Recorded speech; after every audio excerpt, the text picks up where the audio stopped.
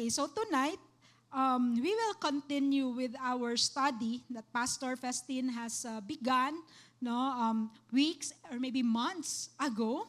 Nanata sa atong part 5 about developing a relationship with the Holy Spirit. How many of you have a relationship with the Holy Spirit? Not just with Jesus, but with the Holy Spirit. Diba? The fellowship with the Holy Spirit. Meaning when something is being developed, kinahanglan lang i-improve, that we practice being with Him so that we grow.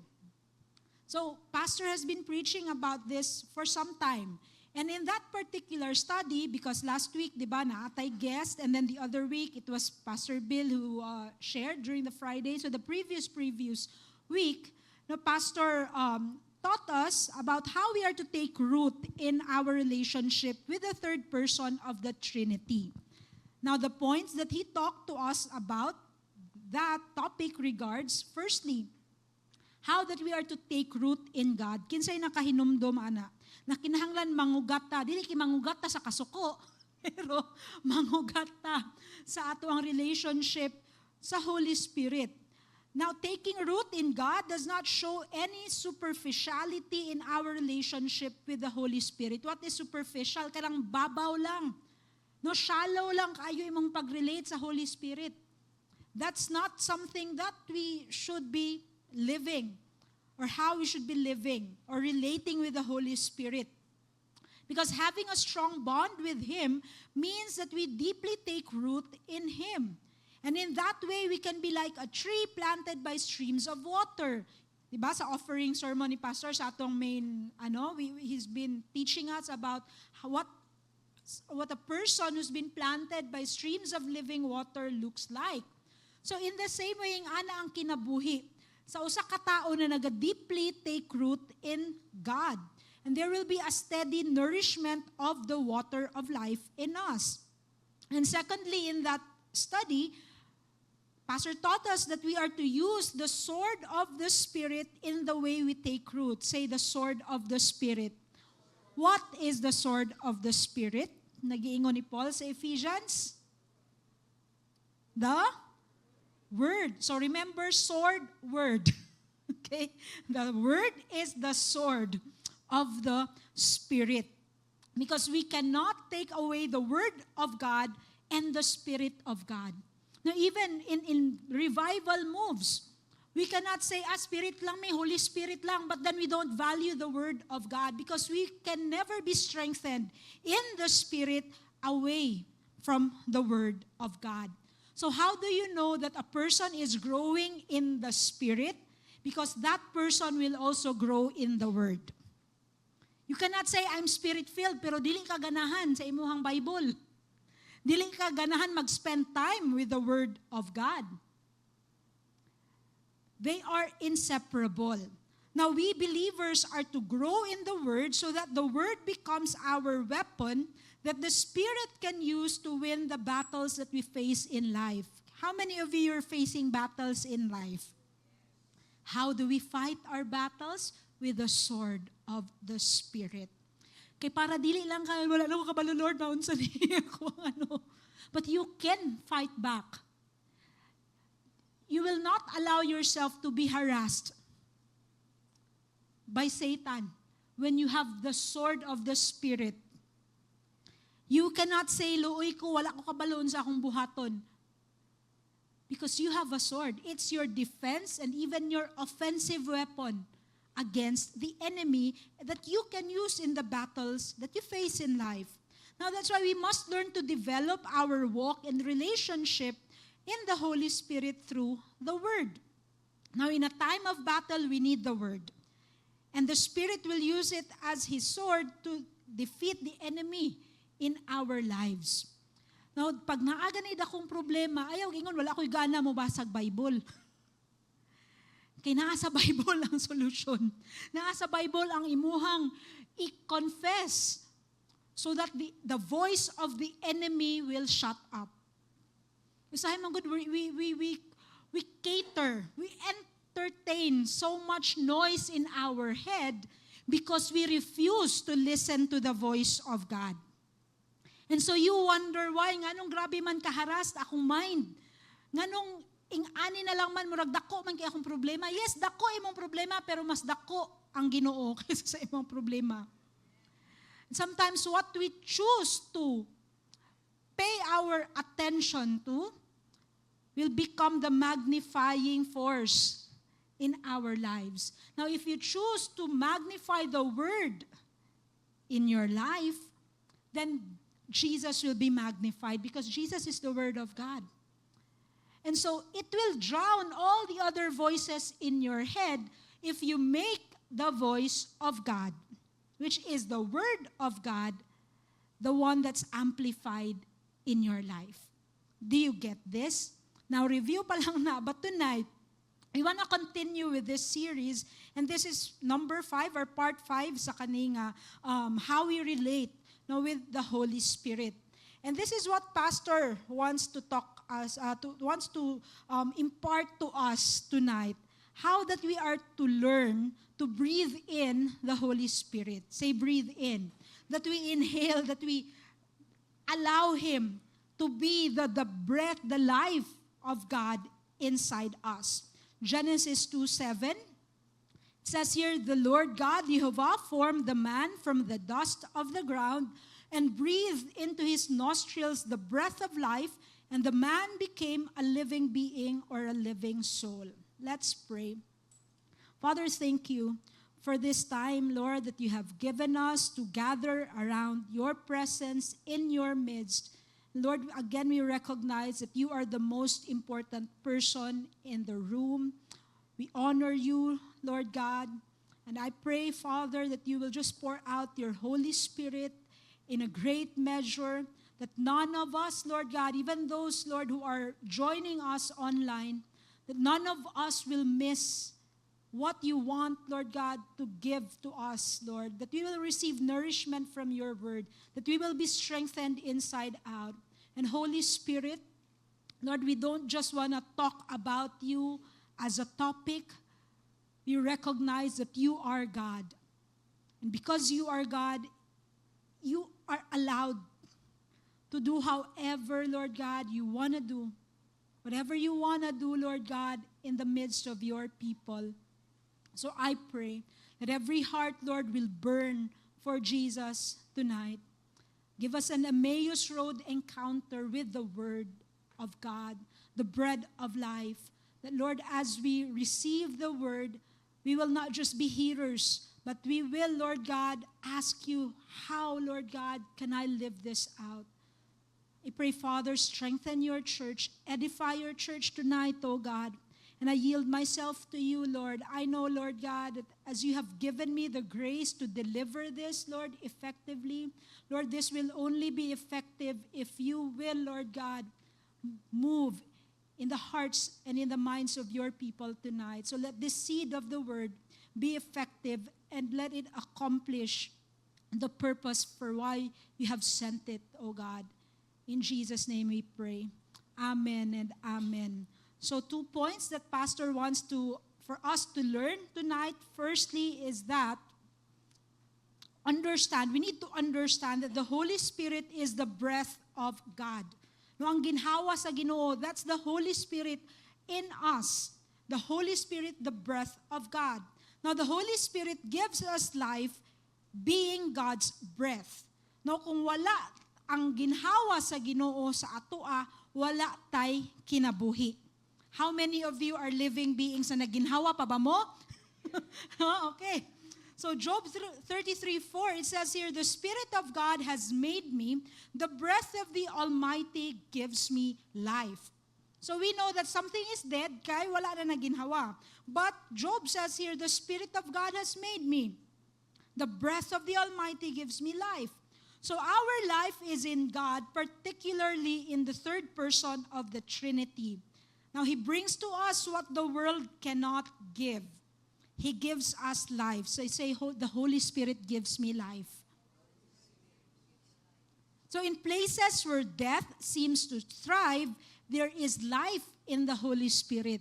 want you to think right now, unsang area sa imong kinabuhi, na makaingon ka, Lord, murag ka matsunon naman eh. Is it your spiritual life? Is it your relational life? Is it sometimes your finances? No? Is it your imong grado ba naghingalo na? Lord, unsay kinahanglan kinahanglan na makadawat sa ginhawa sa Ginoo sa akong kinabuhi? Is your marriage like losing life? No, life in the Spirit will always exist for those who have received the life and the breath of God. When we feel tired and exhausted and about to give up and give in sa ato ang mga sitwasyon, we can always trust in the Holy Spirit to sustain us. How many of you in your work, maybe sa inyong mga, and I know students also get weary, and the circumstances of life, you feel weariness. Na maluya ka.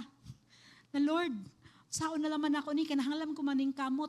But in the process of you working hard, you are being drained sa imong energy. Yes? Because that's reality. Life can drain us. Some people can drain us. True or false? Trolls. Okay. Diba? That's why we need the Holy Spirit. Because sa mga areas na murag nagluya na ta, it's Him who will re-energize us. Right? So if we will only yield to Him, we will keep on breathing even in hard times. You will not say, give up na ko. Finish na. Quit na ko. Kay murag luya naman jud kaayo ni. But when you recognize, Holy Spirit, you are the one that sustains me, you will say, okay, I'm gonna press on. I'm gonna move forward. That I'm not just believing in someone who's imaginary, but because you are so real in me, I know I can make it. So you see, that's how you also know that you are rooted in the Spirit. It doesn't mean that you don't get overwhelmed, because we can, in our flesh, we can get overwhelmed. Even our souls can get afflicted. But when you know and you are convinced who the Holy Spirit is, even your confession will change. Na dili lang nimo dawaton imong sitwasyon. Na ingani na lang man jud ni kalisod, Lord. Pwede man ta mo reklamo sa Ginoo, dili man ta i-condemn sa Ginoo when we are honest to Him about our circumstances. But yeah, lament to the Lord all you want, all you can. But at some point, you have to change what you're saying. Because that's the only thing that can change the atmosphere around you. Now, what is this life that the breath of God gives? Now, the Hebrew word is chaya. Say chaya. Kaya na nimo. Okay? Because makaya nimo because of the breath of God in you. Now, this word chaya, diba, in Hebrew, life also means chai, chayim, life. So chaya, the breath of God, it means to live, to have life, to remain alive, and to revive, be revived, or be restored. How many of you are asking the Lord, Lord, revive me? Lord, restore to me the joy of your salvation. Because bugat na kaayo ni Lord. And I need you to show up. I need your life to revive me. Now, to a Hebrew mindset, especially in the first century, life was not just merely a biological existence. Because some people, yes, they are alive in the body, but they are dead inside. But in the Hebrew mindset, when they talk about chaya, it goes beyond a biological existence. To them, life is something given, sustained, and defined by God Himself. So meaning you're not just living for the sake of living, being alive, you are alive inside. And you know a person like that, right? It's not just that they're pretending that they're happy. You know that something inside them And it's not just a motivated ni siya na tao, inspired ni siya na tao. But you will see the difference. Okay, we have seasons in our lives. No, nakaluya, Jude. But the difference between a believer and an unbeliever, a believer knows that there's an overflowing source of life that we can always run to. Now, in the Greek, this Hebrew word is translated as zao. Say zao. This is where the word zoe. How many of you've heard zoe? Zoe. Now, it's derived from. Now, zao acts as the verbal action of living, while zoe is the state of life itself. So, verbal action of living, that you verbalize something, that life is in you. Now, zoe is the state. Now, knowing you are alive, and it's the life of God inside us. Now, chaya is actually the life that comes from God. Just as we say the zoe life of God in us, it's the life that comes from God. This is what Adam received when in the creation, kabalita diba dito sa Garden of Eden, that God created Adam, and then he received the breath of God, and he became a nefesh chaya, or a living soul. Say nefesh chaya. Nefesh is soul in Hebrew, chaya, so life. So he became a living soul. So this does not only refresh our physical life, but most especially the spiritual. So Jesus said in John 10:10, you know John 10:10, right? What is John 10:10? That to steal, that the enemy came to steal, to kill, and destroy, but I have come so that you may have zoe, life, and that you have it abundantly, in abundance. So it's not just a life na, ingani lang kutob, kanila akong kaya mahatag sa imuha. But it's abundant life. And it covers every area of our lives. That's the abundance of the Zoe life. And that's the life of God that He spoke about. Now, only God can give us this life, and to enjoy it abundantly, all of it is connected to the Spirit of God. You see how important the Spirit of God is for us to enjoy our Christianity? He came so that we may have life, chaya, zoe, and have it abundantly. So if a Christian, I know na atay mga ginasagubang tanan na mga problema, na atay mga ginaagian, but a person who understands, that's why theology is very important. What we understand about God is important because it will help us in seasons that we are so needful of God. Right? And how we understand God, and even right now as I'm sharing this, John 10:10 comes out differently. That Jesus came so that we can have chaya, we can have the breath of God inside us. And that's why we can enjoy the abundant life that Christ gives us. So the Holy Spirit is there in the abundance of life that Jesus wants to give us. Now, what are the benefits of this life, of this chaya? The first thing is that we will abound with life in our own spirits. Say, abound with life. Na dili lang kulang, but we will abound. So in fact, it is what will sustain us even in sickness. How many of you have, in your bodies, you feel like a weakness or sickness? And sometimes ka ng sickness, Jude, gani na ka ng dili na takalihok, na murag mas taas pa sa kalinturang na regular, na irregular na kalinturang, murag ano na.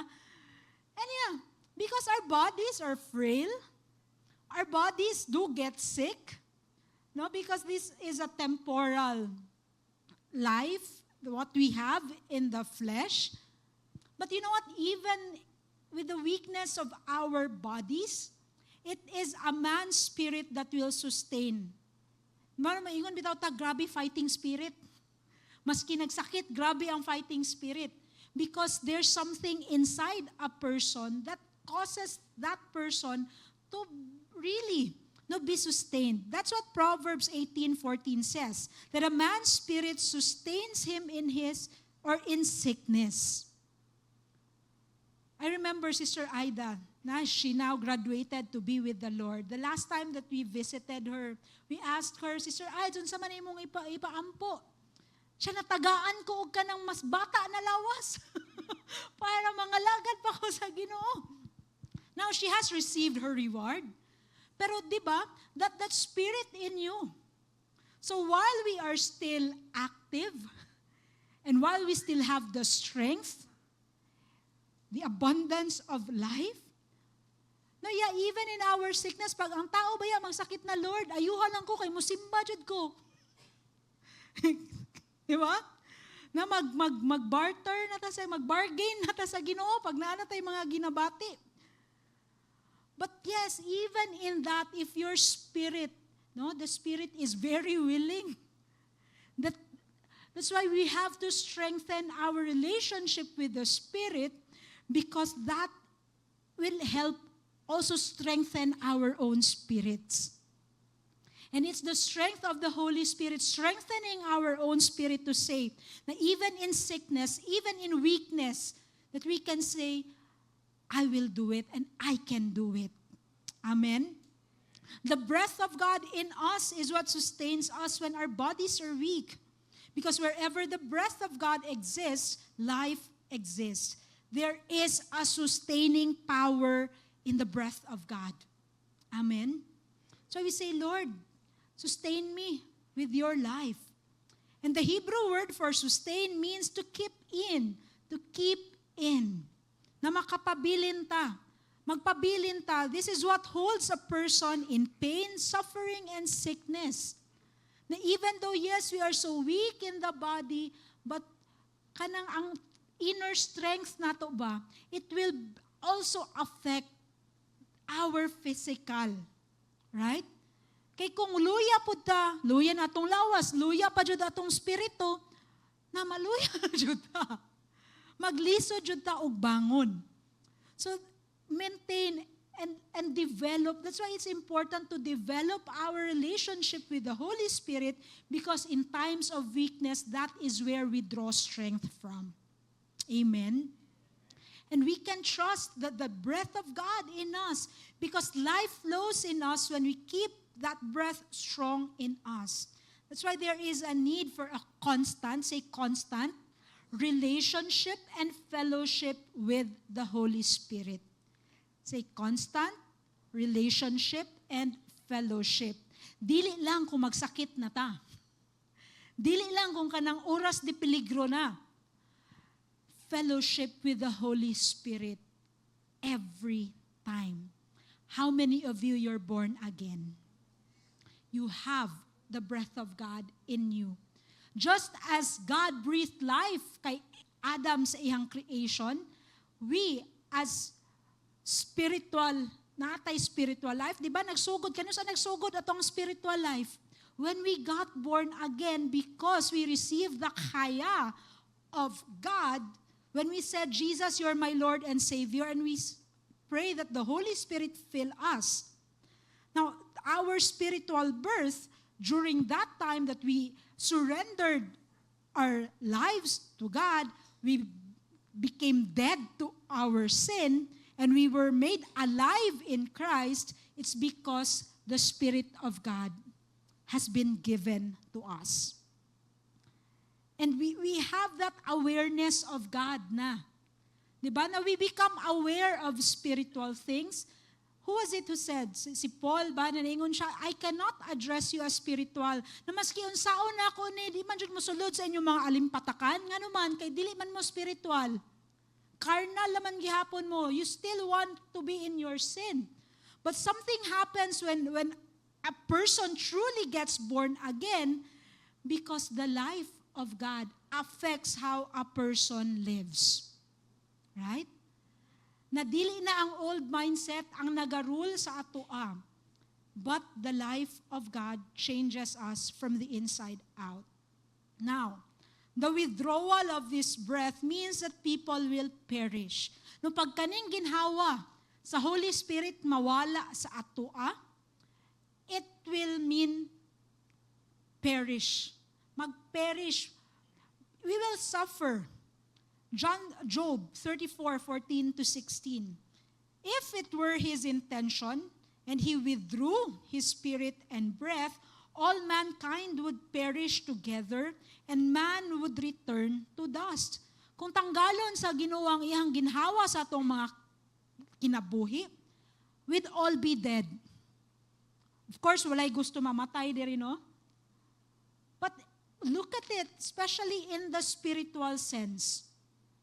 So we need to always appreciate the presence of the Holy Spirit in our lives. Now, since God is the giver of this breath, He can withdraw the breath and His Spirit. Now, in the physical, this will mean physical death. The moment our breath is taken away or withdrawn, we die. The physical, no, the nephesh, the soul. Now, consider this word from the psalmist. When you take away my breath, they die and return to dust. Sa Psalm 104:29b. So that's the reality, that our physical bodies also need the life of God. In the spiritual, this can happen too. Like si King Saul, the spirit was taken away from him. Diba? And what happened when the Spirit of God was taken away from him? Kinsay ni puli? Evil spirits. Oppressing, tormenting spirit. So, ingana po ang mahitabo sa ato if we do not value the Spirit of God in us. And God says, you do not know how to steward my presence. You do not know how to take care and to develop your relationship with the Holy Spirit, meaning you're not a vessel fit for my Spirit, then He can withdraw it from us. And noon ang pinakakulba na pwede mahitabo sa atoa. Because it is no longer the life of God. Pero that's why it becomes an open door for demons to harass us if we do not value the presence of the Holy Spirit in our lives. And once you give the devil an inch, he will take a mile. So bantayan nato, because amin to, kanilang sa agamay akong i-compromise. But the devil will never play fair.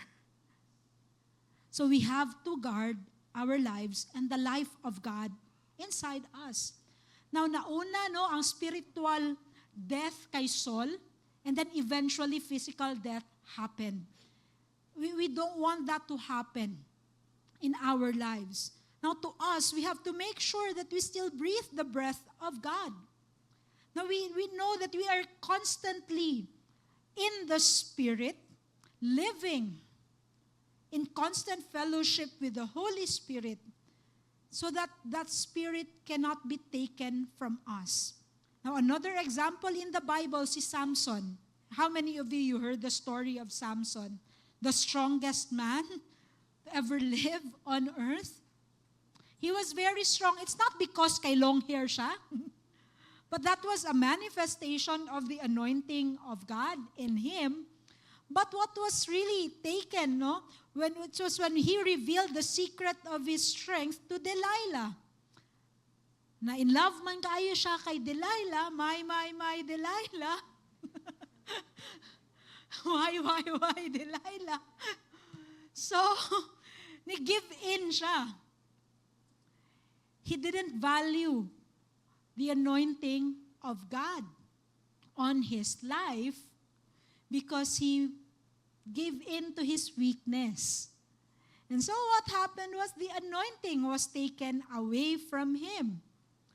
And the Spirit of God was taken away from him because he did not steward what God entrusted to him. He didn't even know that the Lord was no longer upon him. So sometimes, no, we just try to live our lives and we think, ana pa, Pero wala na di ay. Where do we see this? Judges 16:20. Then she called, Samson, the Philistines are upon you. He awoke from his sleep and thought, I'll go out as before and shake myself free. But what? He did not know that the Lord had left him. I will let that sink into our hearts and our minds.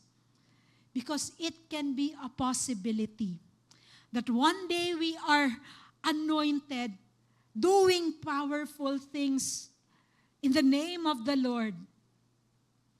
And if we are not careful, dili nato mabantayan, gibiyaan na di ta sa Ginoo. And I know it grieves the heart of God for Him to leave someone that He has anointed. But so I pray na kita, I'm also preaching to myself. Now we have to value what the Lord entrusts us. Especially the presence of God in us. Na dili lang ta magpasagad. Na abi nato strong pata, but because we compromised, gibiyaan na dayta sa Ginoo. Thus, we are to carry a deeper and stronger walk with the Spirit of God. Na ato ang alagaan ang presensya sa Ginoo. Nakauban nato siya. Never yield to the flesh or to temptation. Ang temptation, pirmi na. Because there's an enemy who wants to disqualify us. And asahay po dato ang flesh. Ang nagapul sa ato away from the fellowship with the Holy Spirit. That's why we are to regard our relationship with the Holy Spirit in a very high regard. Now in Ephesians 1:13, it's not on screen. Ephesians 1:13. Open your Bibles, underline this. In Him, say in Him, in Christ. You also, when you heard the word of truth, the gospel of your salvation, and believed in Him, were sealed with the promised Holy Spirit, who is the guarantee of our inheritance until we acquire possession of it to the praise of His glory. Now here, Paul talks about that the Holy Spirit is our seal of redemption. How many of you want to be caught up together in the clouds when the Lord Jesus comes? The Holy Spirit is the seal of our redemption. Meaning, ang kwaon sa Ginoo katong naay selyo. Na nakani gitatakan na ko ni sa akong Holy Spirit, apil ni siya sa akong mga ubanon. Now, if we do not give a high regard to the Holy Spirit, maabot kaya ta sa ingato na point na makauban ta dito when the rapture happens. He is the seal for our redemption. He is the one who will cause us to live saved and to live saved until the end. That's why we cannot say, sige, ang Holy Spirit sa revival lang na. Or kung ma-feel na ko, ang presence sa Ginoo na ang Holy Spirit. We have to always allow Him to flow strongly in our lives and make sure that He will not be withdrawn.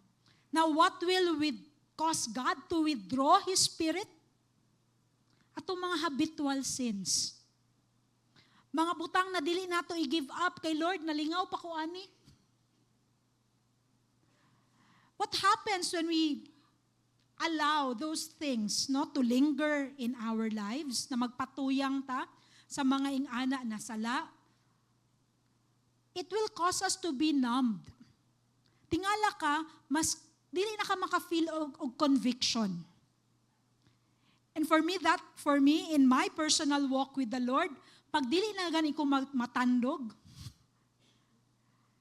kabalo ko na mali, unya murag wala ko'y na feel na murag litik, makulbaan ako ana. Kay meaning, murag, nganon di naman ko matablan.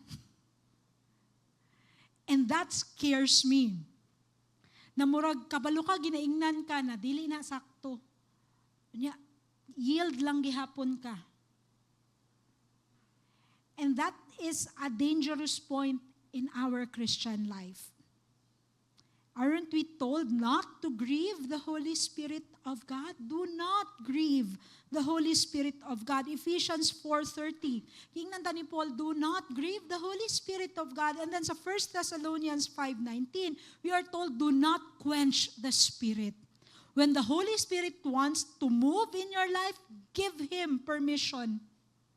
Don't say na Holy Spirit, ayaw lang hilabti. What is it that the Holy Spirit is pointing, okay, kani, I want to deal with this. Then allow Him. Okay, Lord, please. Nag-struggle ko ani, pero Lord, I really want you to reign in my life.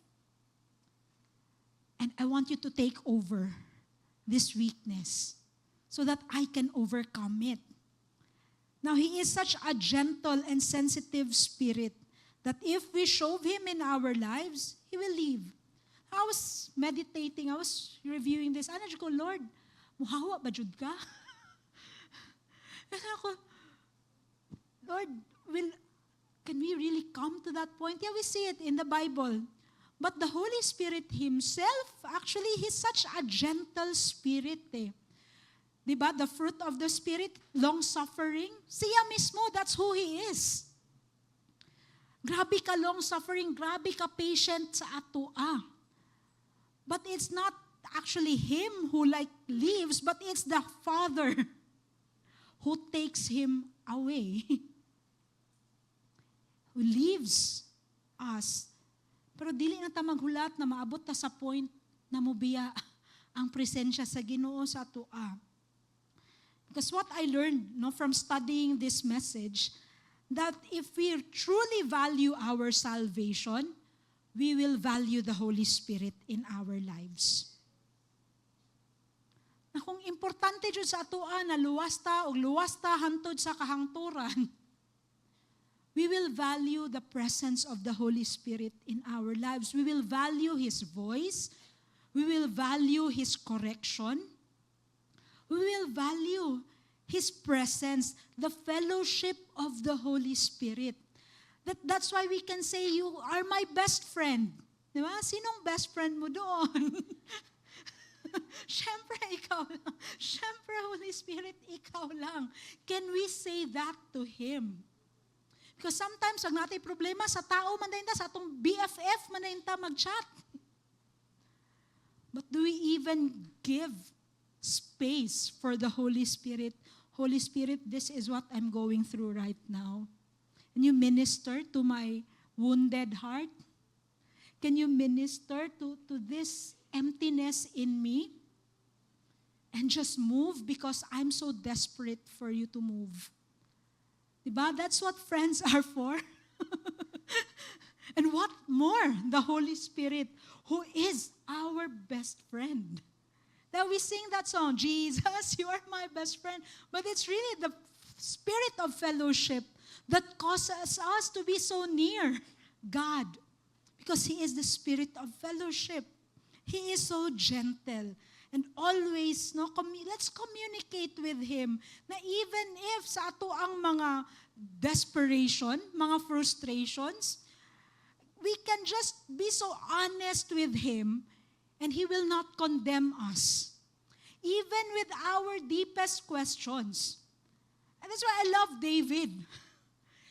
If you have a hard time relating with God, pray the Psalms.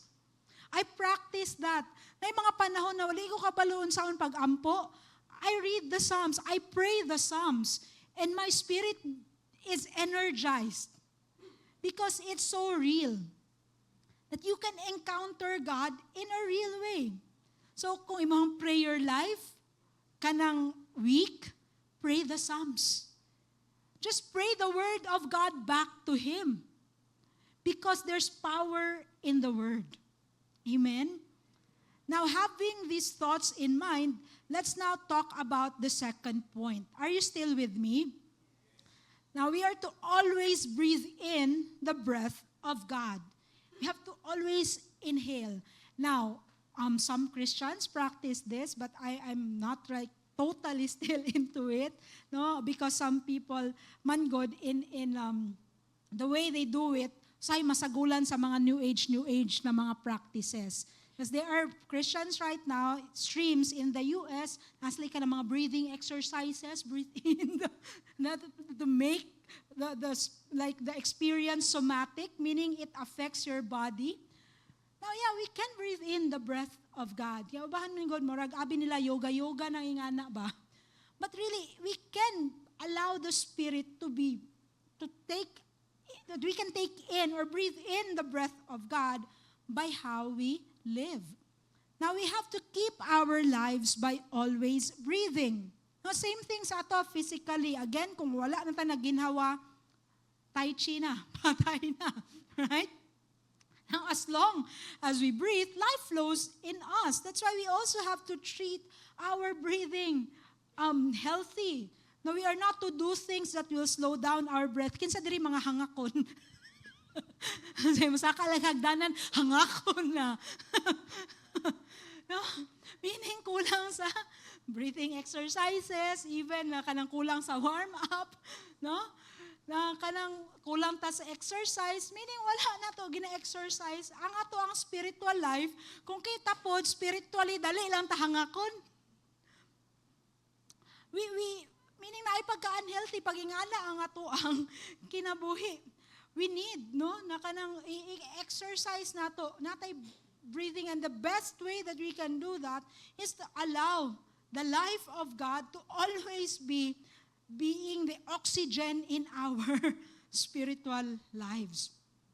We are to take care of God's breath in us, the Spirit of God in us, that His life is always flowing in and through us. How do we do it? By abiding in the vine, so that the life of God flows through us, right? And that's why the fruit of the Holy Spirit will be evident in us, because the life of God flows in and through us. So this has to do with our relationship with Jesus, our faith in Him, our abiding in Him, our intimacy with Him. You cannot say, close me ni Jesus, but our lives don't show it. Na kung puro na lang negativity ang nagagawa sa to ang baba, puro pandaot, na instead of us being builders, we have become destroyers. So we need to guard the life of God in us, because it affects our salvation. It affects how we relate with one another. So this again has to do, di ba, ingon ni Jesus sa John 7:38-39, whoever believes in me, as the scripture has said, streams of living water will flow from within him. By this he meant the Spirit, the Holy Spirit, whom those who believed in him were later to receive. Streams of living water. How many of you nakaligo na mong sapa? Or kanang spring, no? Ganahan jud kay ko na sa Carmen, sa asa ni diri sa may Baguio district, ganahan jud kay ko ng mga sapa dira, because very cool, very refreshing. I mean, I love the ocean, ganahan kog dagat, pero sometimes ang salt can make you feel kanang murag kapoy, di ba? But something is different when you are in living water. It's so refreshing. So in the same way sa ato, when the life of God flows in us, we get refreshed inside, and we also become a stream of living water for other people. Now, we get to encourage others because we have been encouraged. So dili kita ang kanang ginatawag nila karon na unsa gay nang sa US kanang trending Karen ka na kanang annoying ka. But because you are someone who's filled with the Spirit, that your life is a blessing. That because of the Spirit, the living water flowing from within you, you become beneficial for others. Right? So this flow is something that flows continually, never stopping. And this is all related to our believing. Say, to our believing. to our faith. Do you know that God exists? The Holy Spirit is real, is present. That He's, again, not just that you're imagining, kay giingon man, na Holy Spirit mo, tuo ko. But you believe because you experienced Him in your own life. That you're not just copying other people's faith, but that you believe because you have proven that He is real. By Hebrews 11:6, how do we please God? By faith. Again, we cannot also please the Holy Spirit kung walay faith sa ato ang pakig-relate sa iyaha.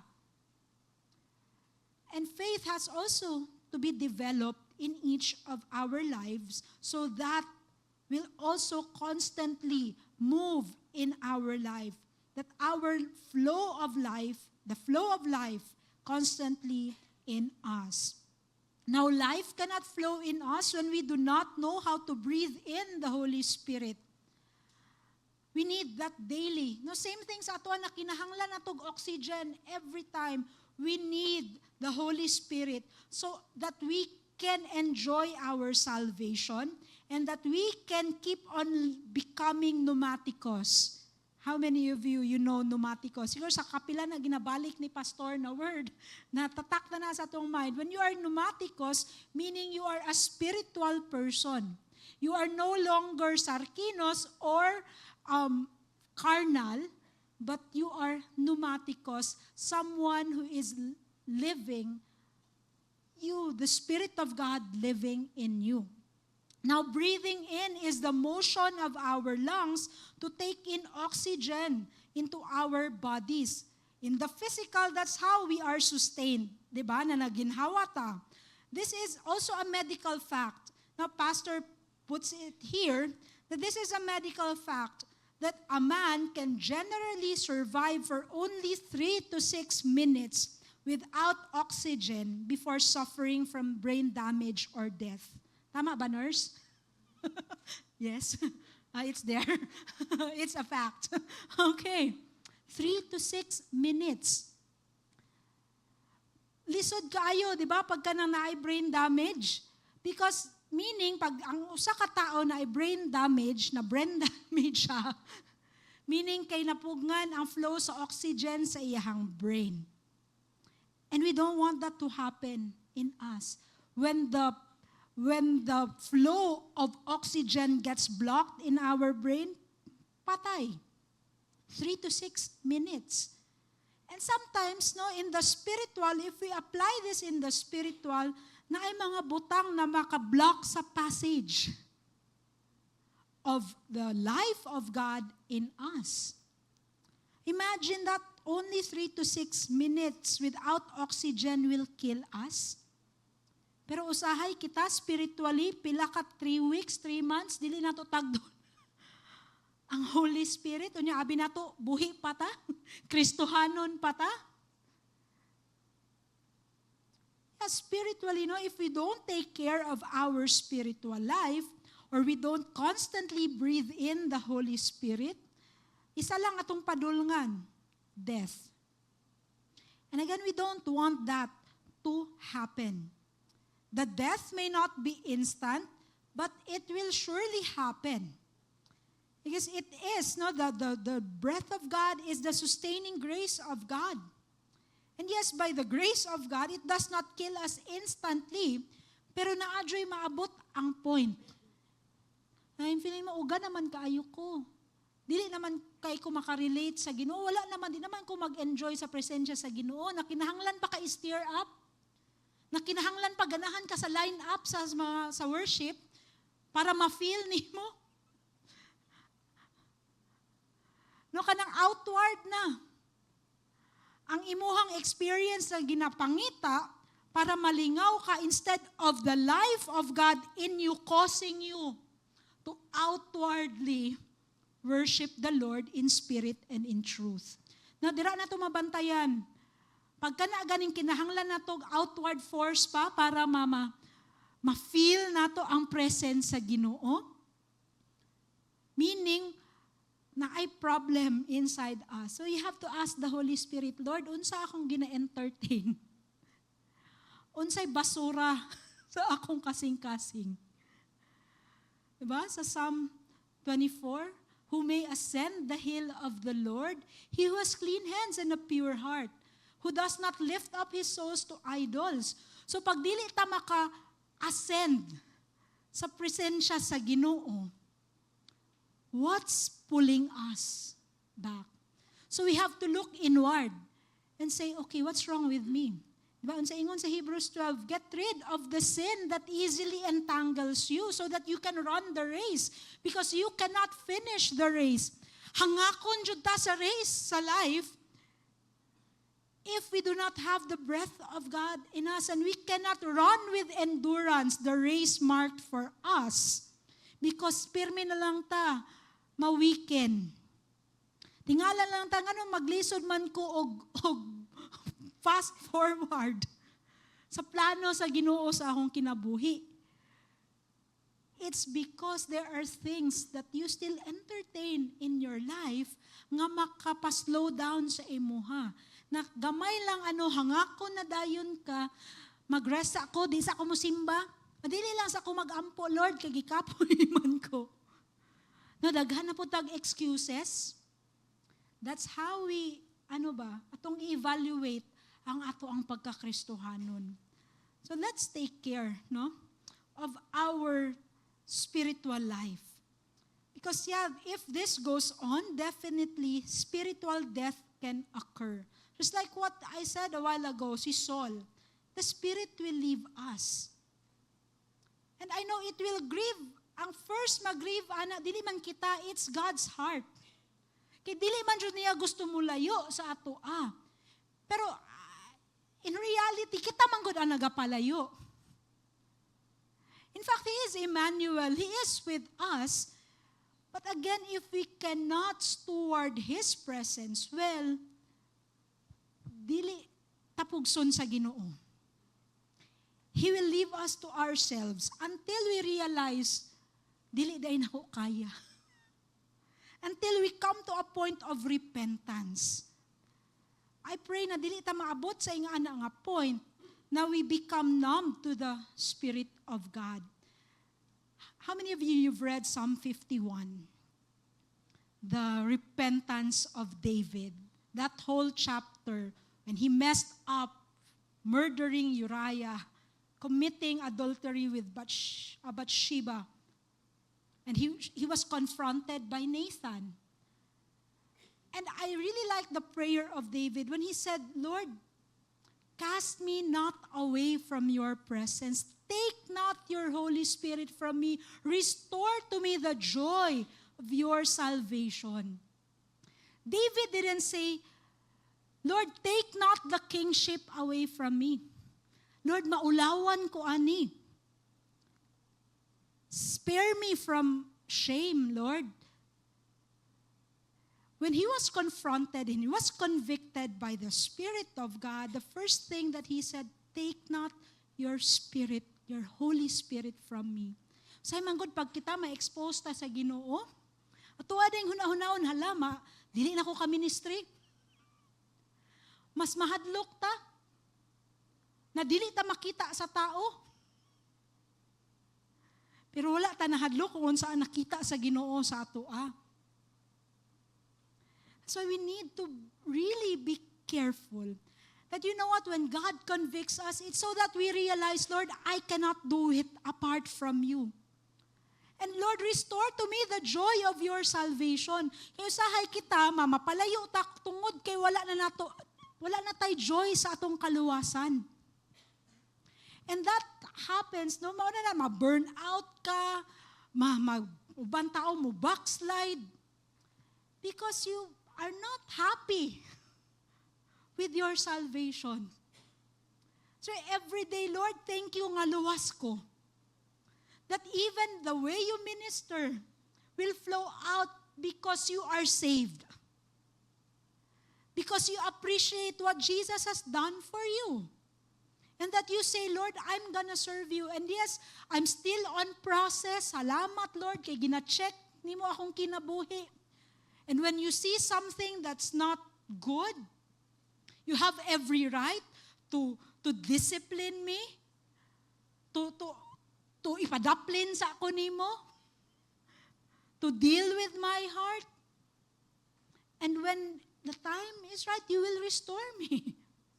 Now, by God's grace, wala gitanggal sa Ginoo ang kingship from David because God saw the humility in David's heart that when he was confronted by the prophet Nathan, he said, okay, I messed up. And that's also one way that you will know that the Holy Spirit is working in you because you will respond with humility. You will not even try to justify your sin. The Lord ing ani man good. Si Bathsheba man good. You will not play the blame game and point at other people. But you say, okay, Lord, I sinned.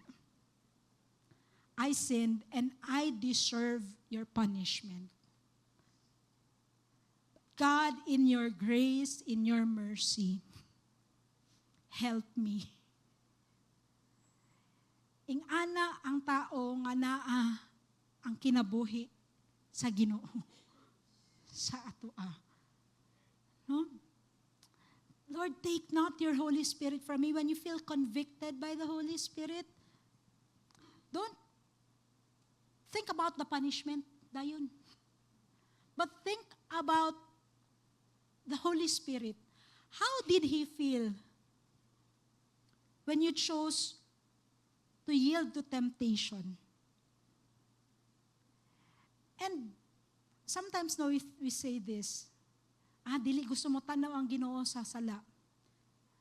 But yeah, God is such a holy God. But remember this, when Peter sinned, Jesus didn't look away. But He looked at him in the eye. And sometimes, sabi na to, pag makasala na ta, mutalikod na ang Ginoo sa ato. Kitabod mo, dagan na lang tapalayo. But what happened to Peter when Jesus looked straight at his eyes? The conviction. The same thing sa ato. What happens when you know you messed up big time and then Jesus did not turn His gaze away from you, but He's looking at you and He's hurt and He's grieved. Peter, you said, you will die for me. Same thing, Lord, I'll serve you. Lord, I commit my life to you. Pero pag mabutang na kita sa alanganin, abtik na pud kaayo na to. Buyan na nga to ang commitment. And I'm not saying this na like I'm in a high and lofty place because we can all grieve the heart of God with our choices. And that's why every time I miss the mark, every time I sin and the Holy Spirit convicts me, one thing that always will pull me back to God is because I know that God is looking at me. And He's not turning away from me. And by His grace and mercy, the Holy Spirit is reaching out to us because He is the Spirit of fellowship. He's not the first one to give up on that friendship. Dili ta isin zone sa Holy Spirit. When we ask Him for help, Lord, I'm really struggling with this sin, with this habit. Be honest with God. Be honest with the Holy Spirit. Because that's how we also develop our relationship with Him. It starts with honesty. It starts with brokenness before Him. Na Lord, I need you every day. I need you kay para taga-adlaw kabalo ko nga luwas ko. Now, I know some denominations teach once saved, always saved. But if you will not give a high regard for the Holy Spirit, dili na siya tinuod igsuon. We need Him every day. Now, in closing, let us take care of our relationship with the Holy Spirit. and constantly breathe Him in. I know we pray that, Lord, I want more of you. I want more of you. Pero sa siglang tag-ask og more sa Ginoo, nya ginaunsa man ato. That's why even my prayer changed. Na instead of me asking for more of God, I tell the Lord, Lord, have more of me. Unsa may makuha sa Ginoo gikan sa ato, asa man tagpangayo sa Ginoo. And yet there's nothing wrong about asking God for more of Him, but what's our response? If we're asking God for more of Him, God should also expect more of our obedience unto Him. More of our yes unto Him. More of our time for Him. I know it's easier said than done. So we need the grace of God. We need the Spirit of God to help us live for God every day. And when we do so, life flows in us consistently. And this life will sustain us even in the lowest pit of our lives. Because He will also be there with us in the lowest of the low. And it is His power that will sustain us. So let's keep our walk with the Spirit of God. Always make sure that you are building it up. Ako adjong hero, one of really my favorite heroes in the faith, it's Enoch. He walked with God and he was no more. Meaning God was so happy with his friendship with Enoch. He was in constant fellowship with him. And God said, okay, kauban na lang ta. Uban ta. Diba? How many of you want that? Na grabe ka-delighted ang Ginoo sa iyang friendship with you to the point that you will not experience physical death. Mayroon lang Ginoo, rapture ka. Because God values His friendship with us. More than we value Him, He values us more. So how sweet it is to be loved by God. Amen? Diba? And sometimes, bakit if we can be so pleased with us being loved by people, how much more do we appreciate the love of God for us? That He wants to be with us, that He wants to be friends with us. He knows our frailties. He knows our proclivities, ato ang mga tendencies, He knows us from the inside out. He knows us more than we know ourselves. And yet, He wants to be friends with us. That's why He's giving us His life, because without that life flowing in us, dili nato ma-appreciate ang ato ang fellowship with the Holy Spirit. Walay lami atong pagkakristohanon. Kung dili nato ma-appreciate ang presence, the life of God inside us. Now, in closing, let's consider this word of Jude, the brother of the Lord. Say Yehuda. Jude 20. But you, dear friends, build yourselves up in your most holy faith and pray in the Holy Spirit. Build yourselves up.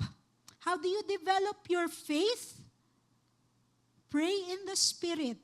Yes, I believe this is praying in tongues, but also it's not just about praying in tongues, but praying in the Holy Spirit also means that you pray being led by the Spirit. Na imong prayer, dili lang kay ka na mag-usap-usap na lang, balik-balik na lang, bored na kay ka sa imong prayer life, kay mura na ka nang nag-account ng mga ginapampo sa ubang tao. Gani. No? Himo nang ka ng routine, you just go through the motion of it. But you know what? When you're praying in the Spirit, you're led by the Spirit to pray. The Holy Spirit is partnering with you in your prayer. That's why prayer doesn't become boring. You know, I truly appreciate kani mga sa naasa atong Noah's Ark, no? Na prayer. I invite you to come Wednesday. Let's make the prayer meeting full. And something strong so happened last Wednesday. Now we were just there was just a mighty move of God. Honestly, anak ko sa prayer, pagsugod sa prayer meeting, ako, Lord, wala ko'y gana mo ampo ron. No, just real talk. Because sometimes He can kapoy ta, nagkanta ginahuna-huna. And so I just stood there, dito sa my drum room, dito sa children, anak lang ko, okay, Lord, ikaw na ba? So, karon. But Lord, I really just want to be honest with you. And then when we were worshiping, I just knew that the Holy Spirit was in the room. And we had such a wonderful time of intercession. We didn't pray from a list, but we prayed led by the Spirit of God. And there was powerful intercession. Yeah, our prayer lives will change once we just let the Holy Spirit lead us. There's something that will change in the atmosphere. I'm thankful because nag-grow na to ang Noah's Ark. Sa una, 5, 6, last Wednesday, 16 May. Praise the Lord. So, pwede pa, there's still room for you. Sa sunod, saka na tanire. Sa atong Wednesday prayer meeting. Don't neglect prayer. Even as a church, please, encourage you na it's not something optional, na sa mga leaders lang na, sa mga active lang na, if we want God, the life of God to be sustained corporately, let's toward the prayer meeting. And I love the Friday night, I love the weekend services, but there's something powerful when a church prioritizes intercession. I'm telling you, let's respond to the Spirit of God. Deep cries out to deep in the roar of the waterfalls. Yeah, we can pray alone, but there's power in united prayer. Let's return to the upper room and expect the Holy Spirit to fall on us. Yes, He is already in us, but if we want to be effective sa kaning Target 21 nato, we cannot do this without the help of the Holy Spirit. All the more we need Him. Otherwise, we will just be functioning in our own strength and we will just see the same results. Ma-frustrate lang ta, but if we will prioritize prayer and we are led by the Holy Spirit when we pray, we don't just present Him a grocery list. Kani Lord, tubagani, 1, 2, 3, 4, 5, 6. But we just wait on the Lord and say, God, Holy Spirit, what do you want us to pray? And then there's something so powerful that happens. Amen? Let's build ourselves up. Let's build this house in faith, no, as we respond to the call of the Spirit. That's how we breathe Him in. That we allow His oxygen to sustain us. And kana mga challenges, kana mga problema, part na siya sa kinabuhi. But with the Spirit of God sustaining us, no, dili ta madali maluya. And we will just consider those things as training ground para sa atoa. But that will not be the end of us.